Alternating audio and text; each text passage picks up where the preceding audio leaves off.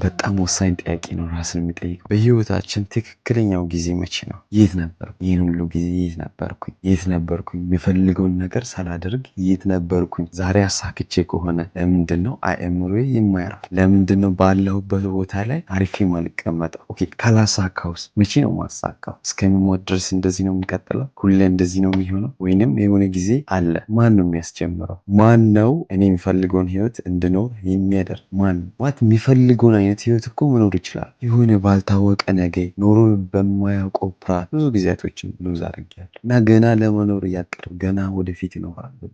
ወደፊት ትክክለኛ ህይወት ደግሞ ምንድን ነው? የትኛው ነው ትክክለኛ ህይወት? ሌላኛው ነገር ደግሞ እዚህ ምድርኛ ለመጀመሪያ ጊዜ በምንመጣበት ጊዜ የተዘረጋ ሲስተም አለ። ትምህርት ቤት የሚባል ሲስተም አለ። የመስሪያ ቤት፣ የመንግስት፣ የግል ኤንጂኦዎች የተለያየ የራሳቸው ሲስተም አላቸው። የኑሮ፣ የመብላት፣ የመጠጣት፣ የመተኛት፣ የመወለድ፣ የማደግ፣ የማግባት፣ እንደገና መውለድ የተለያዩ ነገሮች አሉ እና አሁን የኔ ፖይንቴ በተዘረጋ በመጀመሪያው ሲስተም ለመሄድ ከባድ የሚሆነው ለምንድን ነው? ያስተምሩናል፣ እንድናቅ ያደርጉናል። ጥሩ ነው፣ ግን ለምንድን ነው የሚከብደን? የተማረ ሰው ሁሉም ለምንድን ነው የማይሳካለት? ለምንድን ነው? ሲቀጥል ደግሞ መቼ ነው እኚህ ነገሮች ሁሉ የሚሆኑት? በአይምሮ የማስባቸው ነገሮች ሁሉ እውን የሚሆኑት መቼ ነው? ለምንድን ነው ግማሽ ግማሽ ይሳካል? ሙሉ ለምንድን ነው የማይሳኩልኝ? ምንድን ነው ምክንያቱ? ለምንድን ነው ህይወት እየከበደ የሚሄደው? ማን ነው ይህን ጥያቄዎች የሚመልስልኝ? ማን ይመልሳል? እኔ ወይስ ሌላ ሰው ከውጭ የመጣ አካል? ማን ነው የሚመልስልኝ? የኔ ስንፍና ቢሆንስ?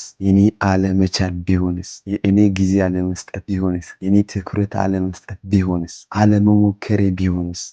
የምንፈልገውን ነገር ለማድረግ የምንፈልገውን ህይወት ለመኖር የምንፈልገውን የራሳችን ላይፍ ስታይል ለመኖር ትክክለኛ ጊዜ አሁን ተግባባን።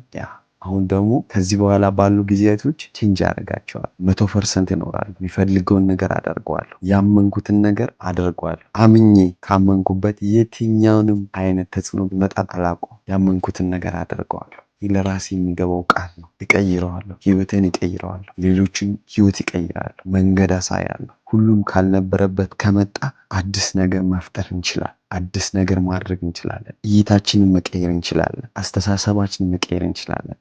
ይሄ ለራሴን የሚገባው ቃል ነው። እቀይረዋለሁ። ህይወትን እቀይረዋለሁ። አስተሳሰብን እቀይረዋለሁ። ሙሉ በሙሉ ኮምፕሊትሊ እቀይረዋለሁ። ሙሉ ትኩረት ሰጠዋለሁ። በሙሉ በዛሬ ውስጥ ፕሬዘንት ሆኜ ይኖራል። ለነገ ብዬ ማስቀምጠው ምንም አይነት እውቀት ጥበብ ምን የለም። ዛሬ ያወቅኳቸውን ነገሮች ስጠቀም ለነገ ያሳደግኩ ነኝ።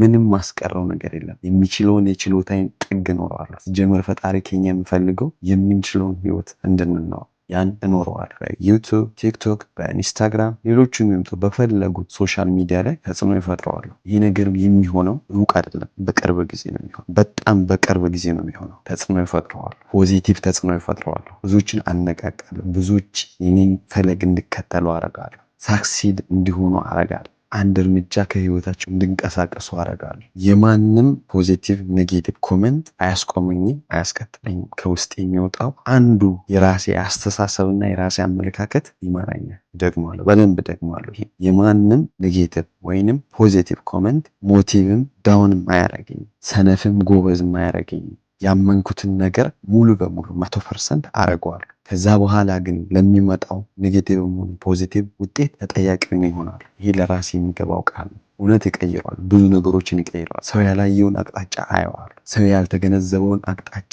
ተገንዝቤ እሰራለሁ። ያልተሰሩ፣ ያልተዳሰሱ፣ ያልተነኩ ነገሮችን እነካለሁ። ምንም አይነት ቢከብድ፣ ምንም አይነት ተስፋ የሚያስቆርጥ ጊዜያቶች ቢመጡ፣ ተስፋ የሚያስቆርጡ ሁኔታዎች ቢመጡ ባይሆኑ የሚችለውን ያክል እሞክራለሁ። ሁሉንም ፊትለፊት እጋፈጣሉ። ድህነትን ፊትለፊት እጋፈጣሉ። አንገት የሚያስደፉ ችግሮችን ፊትለፊት እጋፈጣሉ። አለመቻልን ፊትለፊት እጋፈጣሉ። ስንፍናዬን ፊትለፊት እጋፈጣሉ። የኔን ጥፋት አምኜ ይቀበላል። አሁን ደግሞ እኚህን ሁሉ ለማድረግ አላረፈደም። ምንም አላረፈደም። ገና ነው። በጣም ገና ጊዜ አለ። በጣም በጠባብ ጊዜ በትንሽ ጊዜ ውስጥ አደርጋለሁ። ከዜሮ መጀመር ካለብኝ ከዜሮ እጀምራለሁ። ከምንም መጀመር ካለብኝ ከምንም እጀምራለሁ። አሳካለሁ። ትላልቅ ናቸው በሚባሉ ሰዎች ላይ ተጽዕኖ ፈጥራለሁ። ይህ ተጽዕኖ ግን ኔጌቲቭ ሳይሆን ፖዚቲቭ ተጽዕኖ ፈጥራለሁ። በጣም የሰው ልጅ ሲያድግ ሰው ነው የሚሆነው። ሰው ይሆናል። መልካም ሰው ይሆናል። ለሌሎቹ የሚያስብ ሰው ይሆናል። ለሌሎቹ የሚራራ ሰው ይሆናል። ለሌሎቹ የሚኖር ሰው ይሆናል። የሌሎቹ ህመም